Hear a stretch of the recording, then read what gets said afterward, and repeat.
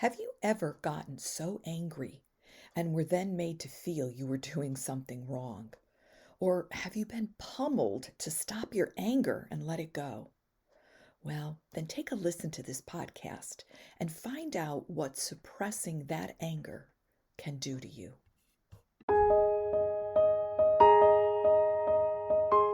Welcome to my podcast, Giving You a Fresh Start After Trauma. I'm Regina Sanchez, your host, and I'm so glad you're here. Starting over after trauma can be a blend of real pain and some hope, sadness and then some joy. It's a mixture of moments of faith and then moments of fear. There will be times when you'd rather not remember, but then times of excitement. You may fail along the way, but if you keep moving forward, your discouragement will turn to peace. Some days you may feel like giving up, and other days you're running in your race to victory.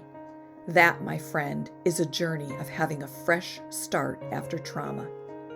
And if you are in any of these places and need some encouragement, you have stopped at the right place. Let's journey together to giving you a fresh start after trauma. Join me now to be revived, rejuvenated, and restored to a place of living free from your past emotional pain.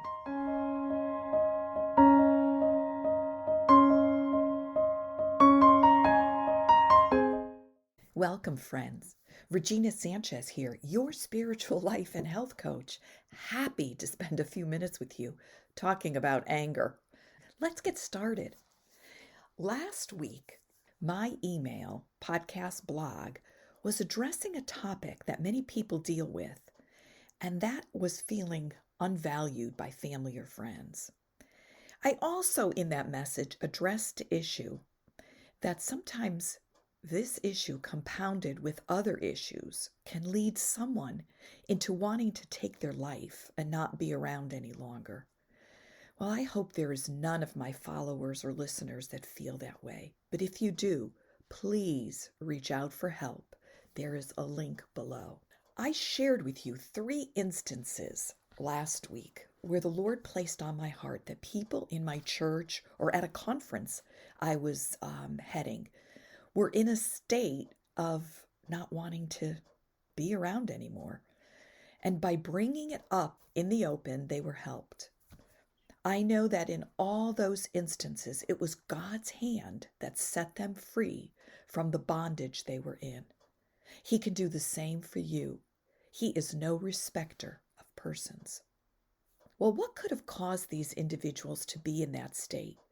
I personally do not know, but there obviously was an emotional imbalance contributing to that issue. Could one of those emotional imbalances have been repressed anger? It wouldn't surprise me.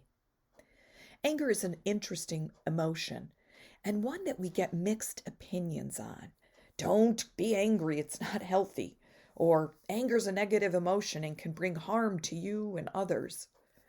Or how about we need to be Christ-like and not express our anger. This one really gets me because I can show you times in the Bible where Christ was angry. I believe there is a distinction that we need to make because there is such a thing as healthy anger.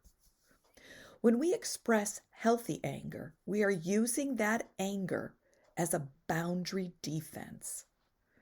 Actually, our emotions as a whole are a boundary system for us. It allows the nourishing to enter in and it keeps out toxic danger. But if you suppress your emotions, and specifically anger, you are also suppressing your immune system. Let me say that again. If you suppress your emotions, and specifically anger, you are also suppressing your immune system. Were you ever as a child told, stop that crying or stop that whining? Now, whining is not a trait you want to encourage in your child, but they are a child and they need to be taught a healthy way to express what they're feeling. And not allowing people, especially children, to express their emotions is not healthy, nor is it right. Sadly, growing up in my family, expressing emotions was not allowed. It wasn't taught, it wasn't encouraged. And I can only hope that I helped my children express their emotions. But, I probably too made mistakes. When we push our anger down, it will turn against us because it just doesn't go away. It's stuffed down inside, and gunk is just piled upon piled upon piled upon it. Then this suppressed anger actually turns against us in the way of maybe negative self-talk or negative self-judgment. That anger needs to do something. It just can't sit there, even though we think we've stuffed it. So do you say to yourself, like when you make a mistake, ugh, you're so stupid, you don't know anything, you can never figure anything out? Or do you judge yourself with, oh, I can't learn that new skill or that craft or make a career change? Those are negative judgments and negative self-talk. And negative talk and self-judgment is rooted mostly in suppressed anger. And it doesn't know what to do with itself, so that negative talk and negative judgment spills out. Oh, sadly, I lived there for years, and it took God's healing to move me away from doing that to myself. When your anger is suppressed, it will affect your immune system. It will begin to come against you with diseases like autoimmune disease. This happens to 70 to 80% of women and more in minority women, both in the US and Canada, per Dr. Gabor Mate. Studies have shown that Indigenous women in Canada have 6 times the rate of rheumatoid arthritis compared to other women. The crazy thing is that this population never had autoimmune issues. Autoimmune disease is not genetic, according to Dr. Gabor. It has to do with culture, repression, and oppression. A healthy emotional system is your healthy boundary defense. It allows what is needed to come in and nourish you with such emotions as love, joy, and peace. But it also keeps out things like manipulation and toxic energies. Have you ever been around someone and when you walk away, you feel like agitated, unsettled, upset? You just plain feel yucky. Well, they were releasing toxic energies, and those toxic energies came upon you, and unconsciously you received them. We want our healthy immune system to recognize self versus not self and respond appropriately. That was stated by a source unknown, but I love that statement. Let me read it again. A healthy immune system is to recognize self versus not self and respond appropriately. A healthy immune system will recognize what is good inside you and respond well with it. For example, if your immune system is suppressed and weak, it could begin to attack the healthy bacteria inside your gut and cause you to have gut issues. You want your immune system and your emotional system to keep out what's not you and protect what is. When you repress one, you are messing with the other, says Dr. Mate. When you repress your emotional system, you are messing with your immune system. That's called mind-body unity. We are all one system, and that's why going to a specialist when you have a medical issue can be good on one hand, but not necessarily on the other. Because you see, that specialist is only concerned with his focused care and doesn't take the whole body into consideration. And I have a pure example of this. When my children were little, we went to a pediatric dentist, and I loved my pediatric dentist. Don't get me wrong. I loved him. One day I was standing at the counter to make the next appointment or pay for the visit or whatever. I don't know. But on the counter was a sheet telling you of the things to stay away from to have healthy teeth. And of course, obviously on there was sugar. And then below it was what to replace it with. And it was aspartame and things of that nature. Sweet and low and all of that, sugar-free sweeteners. And I said to the woman behind the desk, wow, this is surprising. That, yeah, I get that sugar isn't great for your teeth, but these artificial sweeteners are bad for your body. And her response said it all. Well, we're only focusing on the teeth. So that, to me was a prime example of a specialist.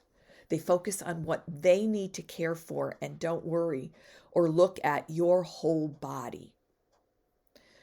Now, that is a traditional medicine doctor. You go to a naturopathic or you're a functional medicine doctor, and they do take into account your whole system. Well, some of the traits of having your mind-body out of balance could be not taking care of yourself. And then another one is always looking after others and then feeling like it's your responsibility fully. You have to take full responsibility for looking after other people. Their well-being is in your hands. That is having your mind-body out of balance. Or taking responsibilities that are not yours to take. Or repression of your healthy anger. Or never being able to relax. You're always on the go. And then, of course, that negative self-talk or self-judgment. Or how about being of the mindset that you must never disappoint anyone? Ooh, that was me. Or lastly, being responsible for how others feel. This is something you take on when you're being with or raised by a narcissist. You are responsible for how they feel. When these traits are out of balance, and I am talking about being out of balance, you are messing with your immune system. So how do you deal with your anger? By releasing it. Is there someone, for example, that you need to confront? Then confront them. Now, I'm not saying go punch them out. What I'm saying is go forth and let them know that what they did to you made you angry and how you feel about it. They may not apologize. They may not even try to make it right. But you expressed and released that anger.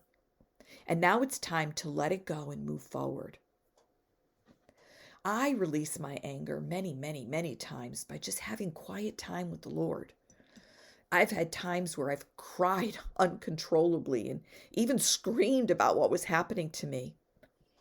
I then would ask him to take that pain away and give me his peace and his joy. Because you see, he's faithful. So if you have anger that you've buried deep down inside of you, then go do some digging and get it out. Could this be why you may have heart issues or autoimmune issues or sleep issues or even cancer? Take time to address this in your life so that you can be free to let your emotional and immune system do its job that God created it to do.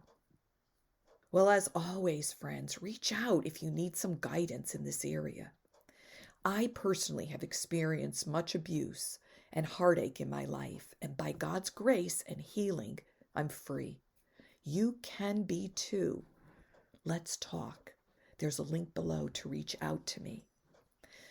And please, friends, share this message with someone you know who may need to be encouraged, given a little love, support, and help. And lastly, if you have enjoyed this message, please give it a like and even give it a comment. It helps with the algorithms. It helps get the message out there. So friends, thank you so much for listening. Be blessed, be encouraged, and know that you are loved. God bless. Thank you, my friends, for taking the time to listen to my podcast.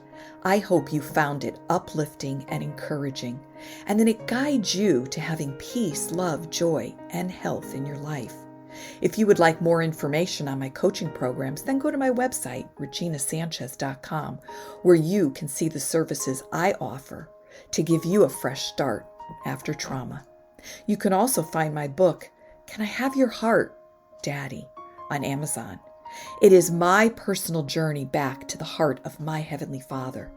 Be blessed, be encouraged, and know that you are loved.